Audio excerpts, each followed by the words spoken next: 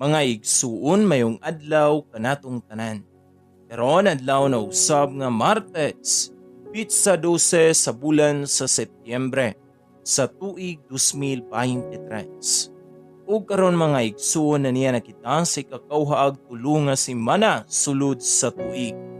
Sa ngalan samahan, sa Anak, ug sa Espiritu Santo. Amen. Ang Ebanghelyo kinutlo ikan sa basahon sumala ni San Lucas, Kapitulo 6, versikulo 12 ngadto sa 19. Niadtong panahona, mitunga si Jesus sa usa ka bungtod aron pag-ampo, ug didto nag-ampo siya sa Dios sa tibuok gabii. Pagkaadlaw na, gitawag niya ang iyang mga tinun-an o gipili niya ang 12 kanila nga ginganlan niyag apostoles.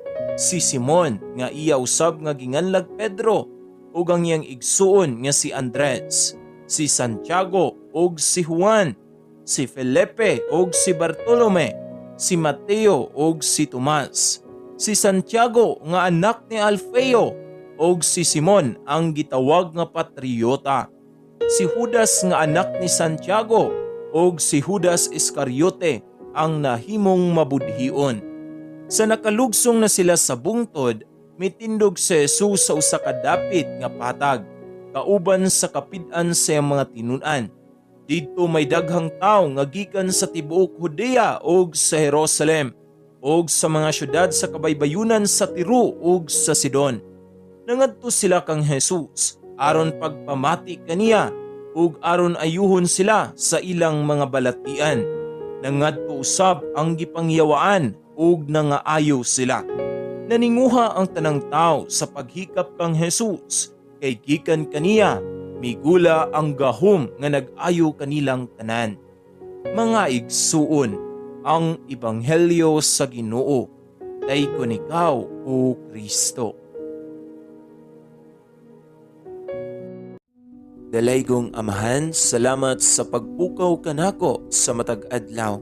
Sa matag bukas sa akong mga mata sa kabuntagon, gihatag nimo kanako ang imong gasa sa kinabuhi. Tinuyugan sa bag-ong paglaom o grasya nga nakita pa nako ang pagsubang sa adlaw.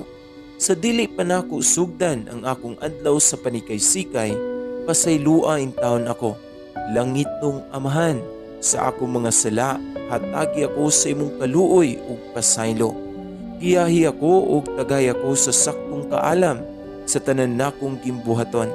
Iiway ako sa kasakit ug kasamok. Tabangi intaw nako nga makita ang kalibutan pinaagi sa imong matang maluluyon ug tuguti nga mahimong panalangin karon sa imong katawhan. Tuktuka ang ilang dughan ug buligi sa imong gugma ug grasya.